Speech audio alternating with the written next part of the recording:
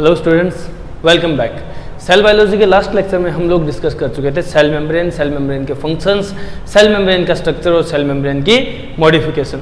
अब इस लेक्चर में हम लोग डिस्कस करेंगे सेल मेम्ब्रेन से सेकंड पार्ट, बाउंड्रीज का सेकंड टाइप सेल वॉल को। क्लियर है? तो हम स्टार्ट करते हैं सेल वॉल। स्टार्ट करने वाले हैं सेल वॉल। तो देखो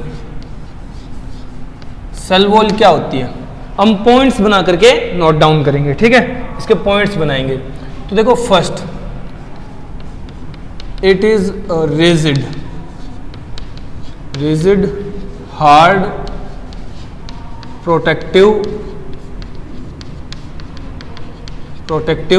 एंड सपोर्टिव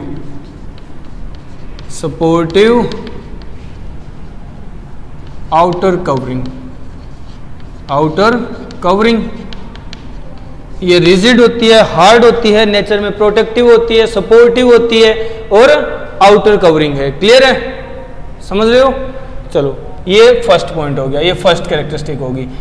नेक्स्ट कैरेक्टरिस्टिक की अगर बात करें तो इट इज नॉन लिविंग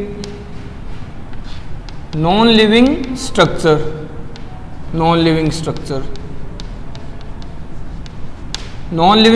है ये। क्लियर है? नेक्स्ट पॉइंट अगर कहें तो देखो डिस्कवर कैसे हुआ था, डिस्कवर्ड बाय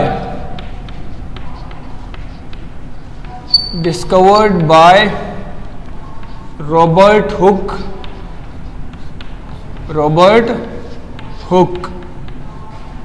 इन कॉर्क सेल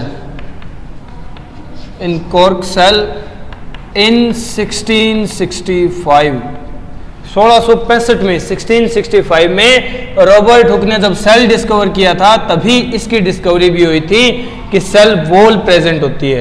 ठीक है, समझ गए? कॉर्क सेल में डिस्कवर किया था। क्लियर है? नेक्स्ट अगर पॉइंट डिस्कस करें तो देखो सेल वॉल क्या है, इट इज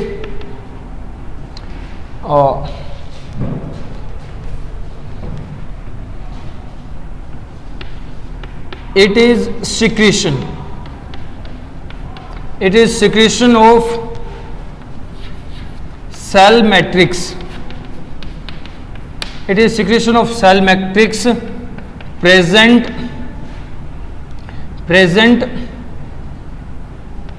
behind it.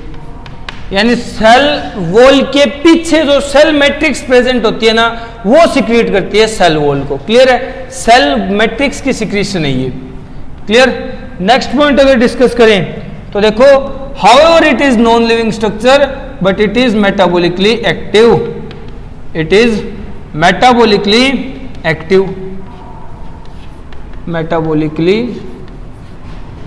है।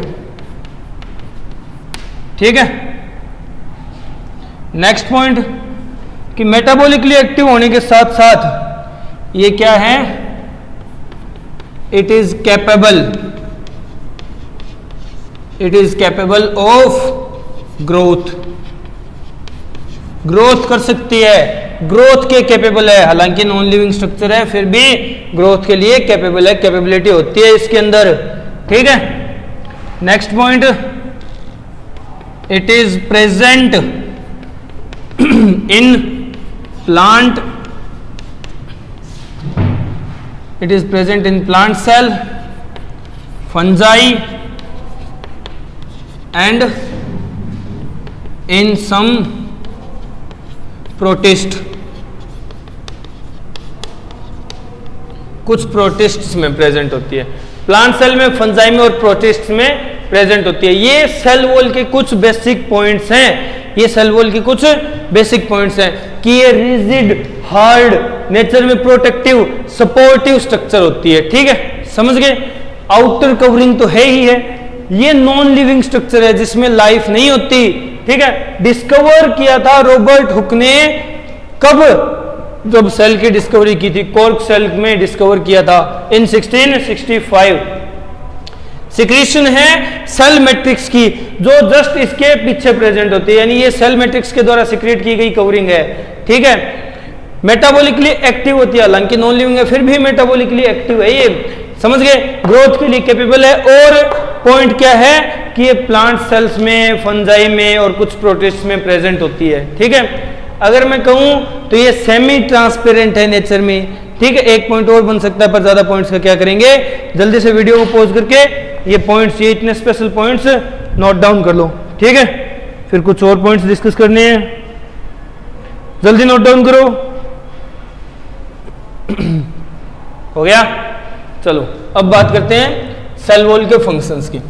सेल वॉल के फंक्शंस की, तो ये तो बात हुई सेल वॉल की, इसकी प्रॉपर्टीज। अब बात करते हैं इसके फंक्शन कि ये किस किस काम आती है, ठीक है। फंक्शन क्या है इसके, तो देखो अगर फंक्शंस डिस्कस करने लगे ना हम सेल वॉल के, तो स्टार्ट करते हैं सबसे पहले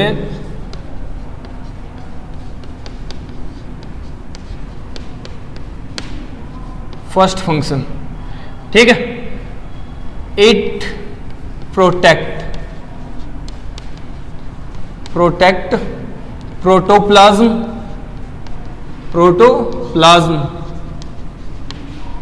फ्रॉम एक्सटर्नल इंजरी,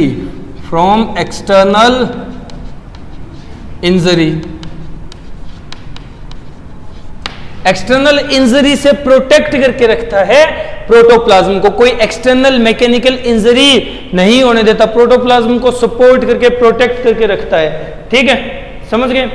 और किस काम आ सकता है, और फंक्शन क्या हो सकते हैं, तो देखो सेकंड फंक्शन हम लोग क्या कहेंगे कि इट प्रोटेक्ट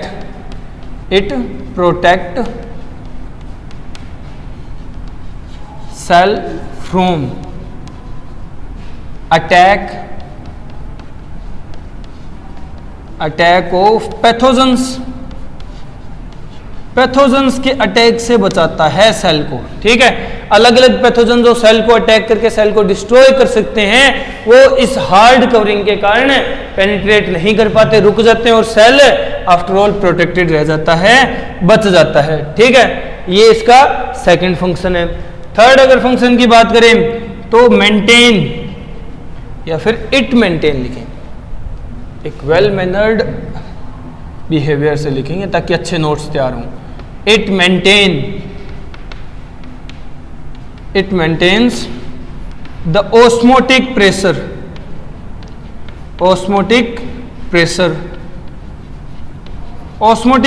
को मेंटेन करने में हेल्प करती है, ठीक है। सेल वॉल जो है वो ऑस्मोटिक प्रेशर को बनाए रखने में हेल्प करती है, क्लियर है, समझ गए। नेक्स्ट पॉइंट अगर डिस्कस करना चाहें हम लोग तो क्या होगा, due to its hard nature it provide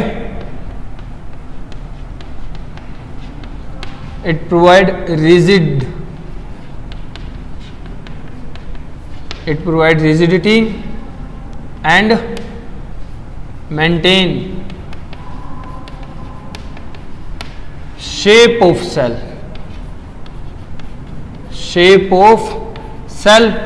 rigidity के कारण सेल की शेप बनी रहती है, ठीक है।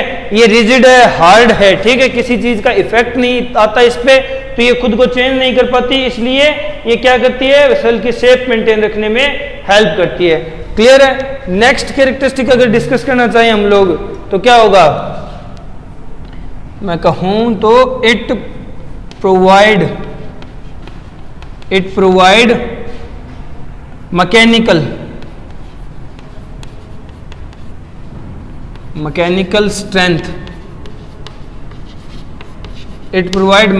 Strength to land plants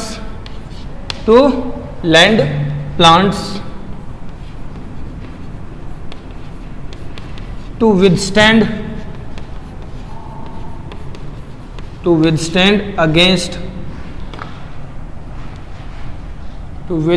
against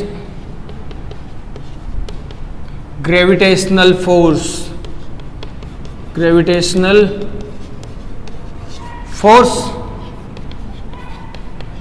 तो देखो लैंड प्लांट्स को वो मैकेनिकल स्ट्रेंथ प्रोवाइड करने का काम करती है जिसके कारण ये ग्रेविटेशनल फोर्स के साथ बैलेंस बना करके रख लेते हैं। ग्रेविटेशनल फोर्स इन्हें एकदम से चिपका नहीं देता अर्थ के, ठीक है, सीधे टाइट खड़े रहते हैं। ये किसकी वजह से है? सेल वॉल की प्रेजेंस के कारण ही तो है। एक पर्टिकुलर हार्ड रिजिड स्ट्रक्चर बना रहता है, ठीक है, ग्रेविटेशनल फोर्स को काउंटर बैलेंस करके रखते हैं प्लांट्स। क्लियर है? समझ गए? चलो नेक्स्ट हम लोग बात करें तो नेक्स्ट पॉइंट यहां लिखा जाएगा, नीचे आ जाएगा तो लिखते हैं। देखो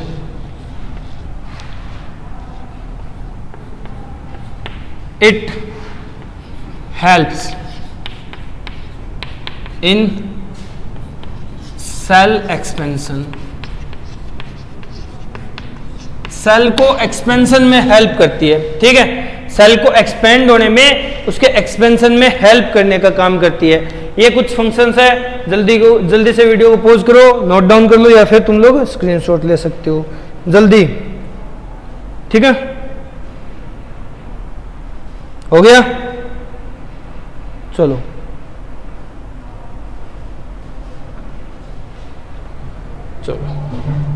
ये फंक्शंस थे। अब कुछ और फंक्शंस भी हैं, वो भी हम लोग डिस्कस कर लेते हैं साथ के साथ ही, ठीक है? वो क्या क्या हैं देखो। सेल वॉल के फंक्शंस की बात हो रही है, बहुत इंपॉर्टेंट से पॉइंट हैं फंक्शंस के, ठीक है, समझ गए? तो देखो और फंक्शन क्या क्या हो सकते हैं, और फंक्शन क्या क्या हो सकते हैं सेल वॉल के। एक फंक्शन ये होगा कि it prevent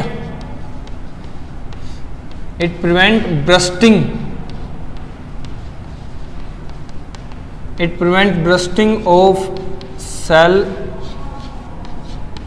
due to excessive excessive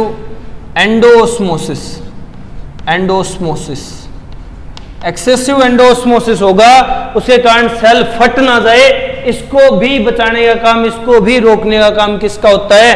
cell wall का होता है। ये क्या करती है? हार्ड होती है, रिजिड होती है, जिसकी वजह से एंडोस्मोसिस ज्यादा नहीं होने देती। आफ्टर ऑल सेल मेम्ब्रेन जो है वो फूल करके कंप्लीटली इससे अटैच हो जाएगी। ये हार्ड है, रिजिड है, इसमें फर्क नहीं पड़ेगा, तो सेल फटेगा नहीं, सेल की फटेगी नहीं। क्या नहीं फटेगी? सेल की दीवारें नहीं फटेगी, ठीक है, समझ गए? चलो नेक्स्ट पॉइंट डिस्कस कर लेते हैं। Next character. तो देखो नेक्स्ट कैरेक्टर क्या होगा? It helps in some enzymatic activity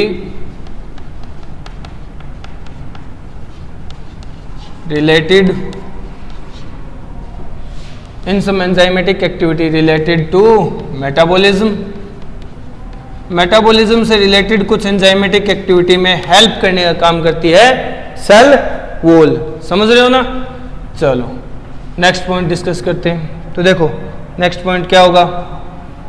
next point अगर मैं कहूं तो इट या इन सम केसेस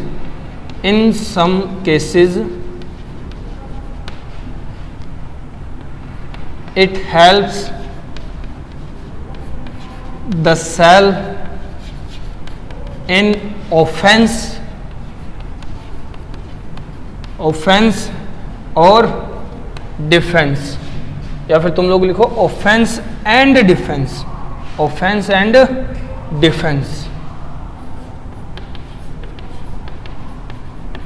ये ऑफेंस होता है अटैक करना, और डिफेंस होता है बचाव करना। तो कुछ केसेस हमें ऐसे भी देखने को मिले हैं जहां पर सेल वॉल ऑफेंस और डिफेंस में हेल्प करती हुई नजर आई है। हमें ऑफेंस डिफेंस दोनों जो रोल प्ले करती हुई नजर आई है सेल वॉल, ठीक है, ये इसका एक फंक्शन है। अब कुछ और फंक्शंस भी हैं जो डिस्कस करने लायक हैं। तो देखो पहले मैं चौक ले लेता हूं, फिर हम फंक्शन डिस्कस करते हैं, ठीक है?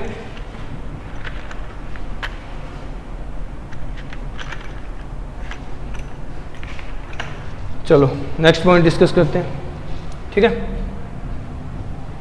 नेक्स्ट पॉइंट क्या होगा कि इसके अंदर कुछ मटेरियल्स की डिपोजिशन होती है, ठीक है, cutin and suberin, suberin deposition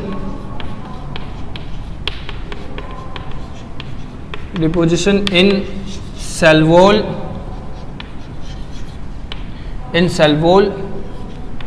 helps to reduce the water loss,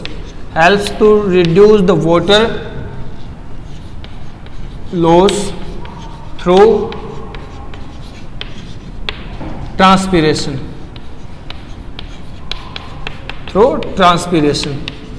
तो देखो ट्रांसपीरेशन के कारण जो वाटर लॉस हो जाता था उसको रिड्यूस करने में हेल्प करती हैं इस सेल वॉल के अंदर डिपॉजिटेड क्यूटीन और सुबेरिन मटेरियल्स, ठीक है। सेल वॉल के अंदर क्यूटीन और सुबेरिन जैसे मटेरियल की डिपोजिशन हो जाएगी जिससे ट्रांसपीरेशन कम होगा और वाटर लॉस अपने आप कम हो जाएगा, ठीक है, वाटर लॉस अपने आप कम हो जाएगा। तो ये थी बात सेल वॉल के फंक्शंस की, ये सेल वॉल की कुछ इंपॉर्टेंट फंक्शंस है। जल्दी से वीडियो को पॉज करो और पॉइंट नोट डाउन कर लो, ठीक है, जल्दी से वीडियो को पॉज करो और पॉइंट नोट डाउन कर लो, फिर हम लोग नेक्स्ट पॉइंट डिस्कस करेंगे। क्लियर है? हो गया? चलो, ये सेल वॉल के फंक्शंस थे, ये सेल वॉल के फंक्शंस थे। अब कुछ और कैरेक्टरिस्टिक्स है वो भी डिस्कस कर लेते हैं।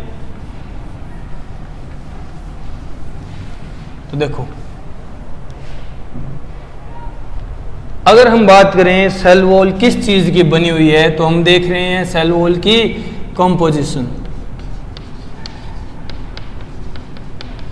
सेल वॉल की कंपोजिशन कि सेल वॉल बनी हुई किस चीज की है। अगर कंपोजिशन की बात करूं सेल वॉल की तो देखो सेल वॉल में मैट्रिक्स जो पार्ट होती है वो होती है 60% मैट्रिक्स वाला पार्ट है, ठीक है। बाकी जो 40% पार्ट है उसमें क्या आ जाएगा, उसमें जैसे तुम लोग कह सकते हो हेमीसेलुलोज, ठीक है, सेलुलोज, पैक्टिन, प्रोटीन्स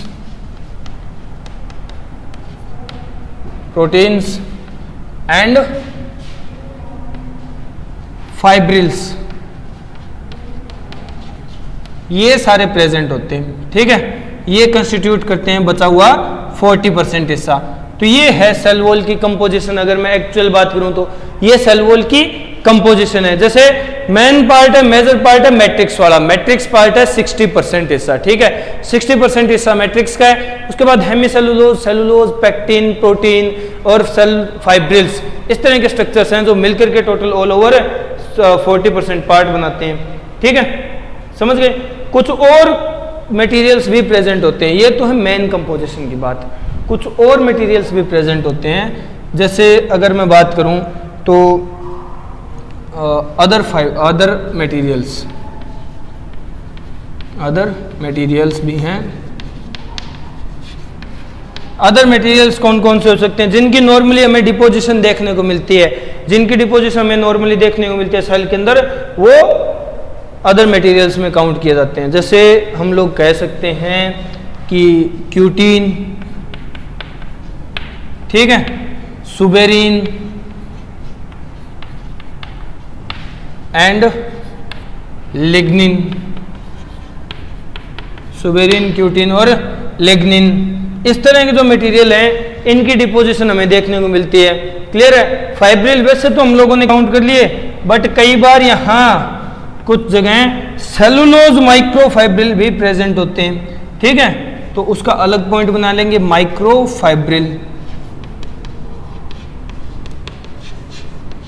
माइक्रोफाइब्रिल्स। और ये माइक्रोफाइब्रिल्स कौन से हैं? ये सेलुलोज माइक्रोफाइब्रिल्स हैं, ठीक है, सेलुलोज माइक्रोफाइब्रिल्स,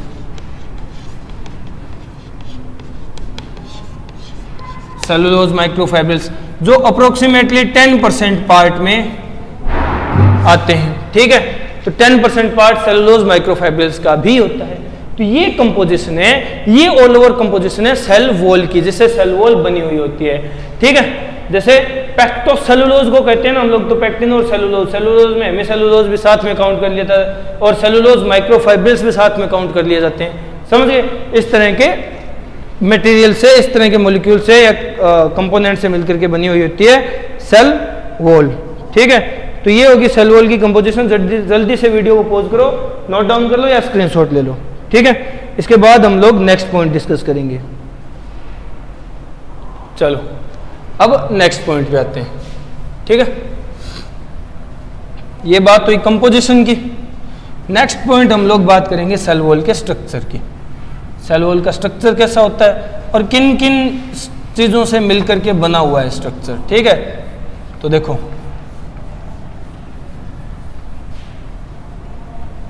हम बात कर रहे हैं सेल वॉल के स्ट्रक्चर की, क्लियर है, सेल वॉल के स्ट्रक्चर की। तो देखो structure,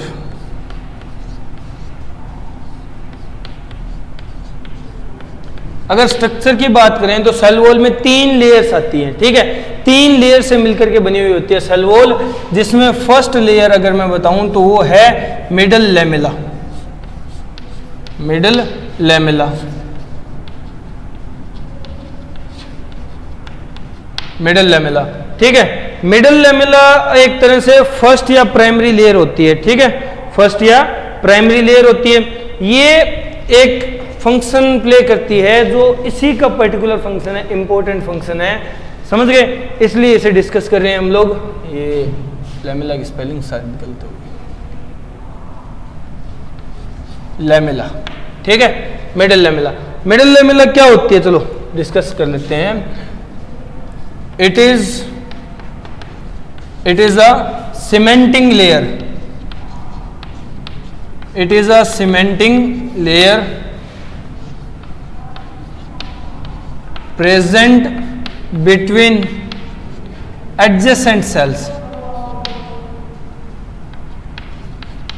present between adjacent cells, तो साथ में लगे हुए, एक दूसरे के साथ सटे हुए सेल्स के बीच में प्रेजेंट होती है एक सीमेंटिंग लेयर, एक कनेक्टिंग लेयर, जिसे मिडल लैमेला कहा जाता है, ठीक है, जिसे मिडल लैमेला कहा जाता है। अगर मैं कहूं ये किस चीज की बनी हुई है, तो देखो composed of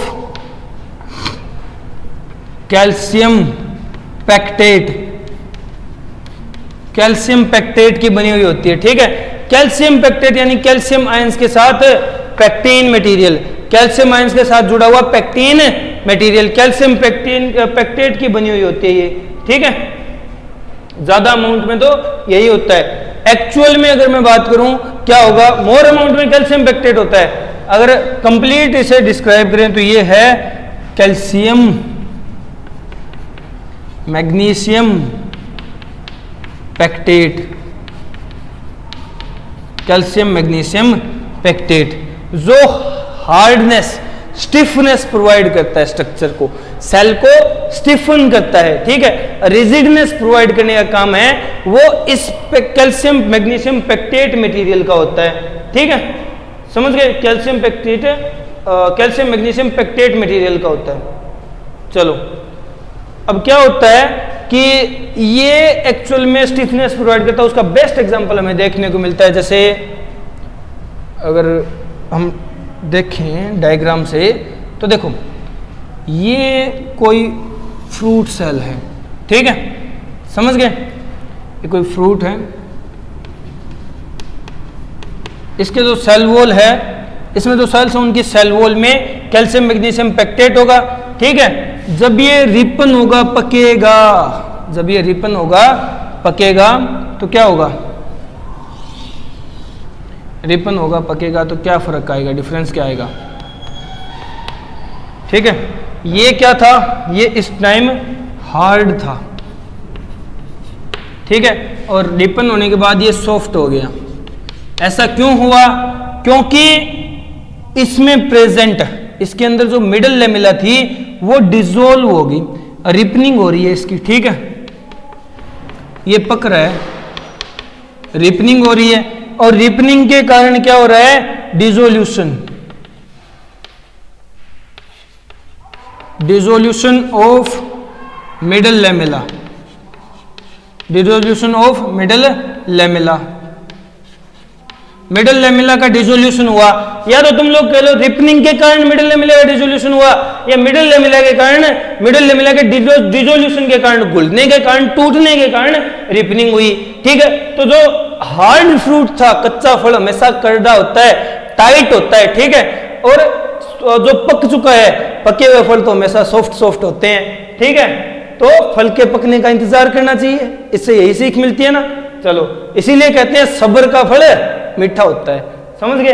तो ये रिपनिंग में मिडल लेमिला डिसोल्यूट हो चुकी होती है, टूट चुकी होती है, डिसॉल्व हो चुकी होती है, ठीक है। होती कैसे है, तो होती है बाय या with the help of, with the help of, with the help of enzyme pectinase,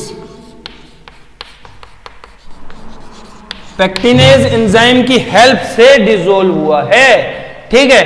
यही वो एंजाइम है, यही वो एंजाइम है जिसने क्या किया, मिडल लेमिला को डिसॉल्व कर दिया, तोड़ दिया मिडल लेमिला को, ठीक है, समझ गए, और फल पक गया, समझ रहे हो ना। तो ये मिडल लेमिला और मिडल लेमिला का फंक्शन होता है, ये स्टिफनेस प्रोवाइड करने वाला पार्ट है, बट क्या होता है, टाइम आने पे ये डिसोल्यूट हो जाता है, जैसे हम लोगों को फ्रूट में देखने को मिलता है, ठीक है। अब समझने की कोशिश करो, मैंने यहाँ फ्रूट का साइज छोटा और वहां फ्रूट का साइज बड़ा किया है, तो पकने पे फ्रूट बड़े ही होते हैं ना। तो आफ्टर ऑल कहने का मतलब यही है, पकने का इंतजार करो, ठीक है। जल्दी से वीडियो को पॉज करो और नोट डाउन कर लो, ठीक है।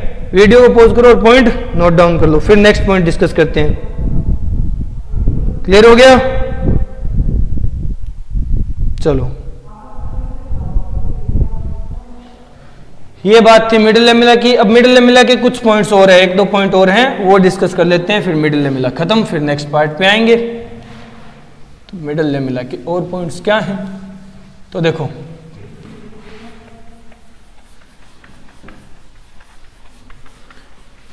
अगर हम टर्मिनोलॉजी लिखें, ठीक है, डेफिनेशन के तौर पर लिखें, तो मैं कहूंगा it is the outer most layer, ठीक है।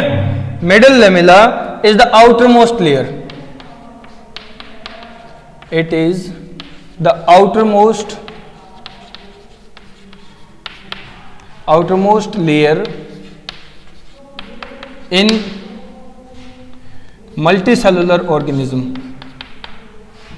ये समझने में थोड़ा सा कंफ्यूजन हो जाएगा, आउटरमोस्ट सेलुलर लेयर, ठीक है, outermost layer of cell wall, outermost layer of cell wall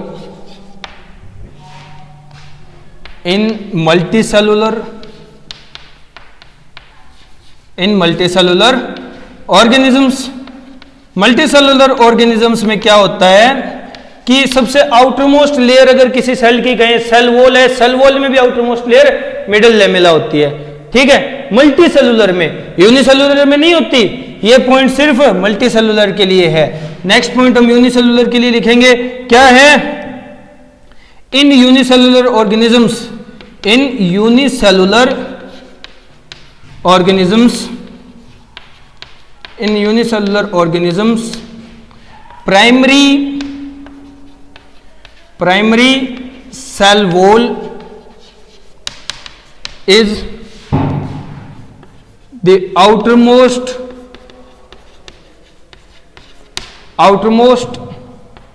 layer of cell wall. Cell wall की दूसरी जो लेयर, हम लोगों को तीन पार्ट में डिवाइड किया स्ट्रक्चर में सेल वॉल को, middle lamella, primary cell wall और सेकेंडरी सेल वॉल, ठीक है। तो जो मिडिल लेमिला होता है वो मल्टीसेलुलर ऑर्गेनिज्म में आउटर मोस्ट लेयर होती है सेल वॉल की, जबकि यूनिसेलुलर ऑर्गेनिजम्स में सेल वॉल की outer most layer primary cell wall होती है, ठीक है। ये पॉइंट याद रखने लायक है, बहुत इंपॉर्टेंट है, क्वेश्चन बनाया जा सकता है इस पर, ठीक है, नेक्स्ट पॉइंट क्या होगा? नेक्स्ट पॉइंट ये होगा कि middle lamella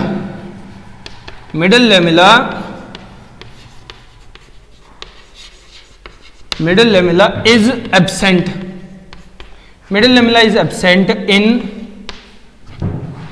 free surface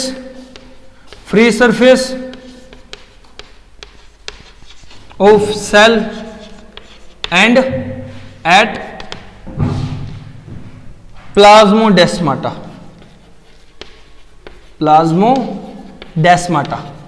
plasmodesmata में और फ्री सरफेस पे ये एब्सेंट होती है। ठीक है, प्लाज्मोडेस्माटा में और सेल की फ्री सरफेस पे ये एब्सेंट होती है मिडिल लेमिला। क्लियर है, समझ गए? चलो तो देखो, बात कर रहे थे मिडिल लेमिला की। मिडिल लेमिला की कैरेक्टरिस्टिक हम लोगों ने डिस्कस कर ली कि ये हार्ड होती है, स्टिफन होती है, कैल्शियम मैग्नीशियम पेक्टिट की बनी हुई होती है। ठीक है, समझ गए? इसके कारण स्टिफनिंग आती है, आउटरमोस्ट लेयर होती है ये। क्लियर है, ये पॉइंट तो हो गया ना क्लियर? अब देखो क्या होता है कि इसकी जो स्टिफनिंग होती है, जैसे फ्रूट में हम लोगों ने एग्जांपल लेके डिस्कस किया, इसके कारण आने वाली स्टिफनिंग, जब फ्रूट रिपन होता है ना, पकता है, समझ गए, फल पकता है, तब वो सॉफ्ट हो जाता है, इसकी जो हार्डनेस है वो खत्म होने लगती है। क्यों? क्योंकि वहां प्रेजेंट पेक्टिनेज एंजाइम इस कैल्शियम मैग्नीशियम पेक्टेट की मिडिल लेमिला लेयर को डिसोल्यूट कर देता है, डिसोल्व कर देता है। ठीक है, फिर हम लोगों ने पॉइंट डिस्कस किए कि मिडिल लेमिला आउटरमोस्ट लेयर होगी सेल वॉल की, किसके अंदर? मल्टी सेलुलर ऑर्गेनिजम्स के सेल के अंदर। ठीक है, जबकि यूनिसेलुलर ऑर्गेनिजम्स में सेल वॉल की आउटरमोस्ट लेयर कौन सी होगी? Primary cell wall. क्लियर है? और मिडिल लेमिला एब्सेंट होती है कहां? जहां सेल फ्री सरफेस हो, यानी सेल हो, साइड में कुछ ना हो, एक सिर्फ सेल का फ्री कोना हो, वहां एब्सेंट होगी। और जहां plasmodesmata cell junction cell connection बनेंगे मेनली प्लांट सेल्स में, वहां एब्सेंट होती है। ठीक है, वहां मिडिल लेमिला एब्सेंट होती है। क्लियर है? ये मिडिल लेमिला तक के पॉइंट थे सेल वॉल के स्ट्रक्चर का फर्स्ट पार्ट। अब नेक्स्ट लेक्चर से हम लोग सेल वॉल के स्ट्रक्चर का second part primary cell wall देखेंगे। ठीक, और उससे आगे के पॉइंट्स देखेंगे। आज इस लेक्चर में बस इतना ही, बाकी हम लोग नेक्स्ट लेक्चर में डिस्कस करेंगे। Okay, good bye.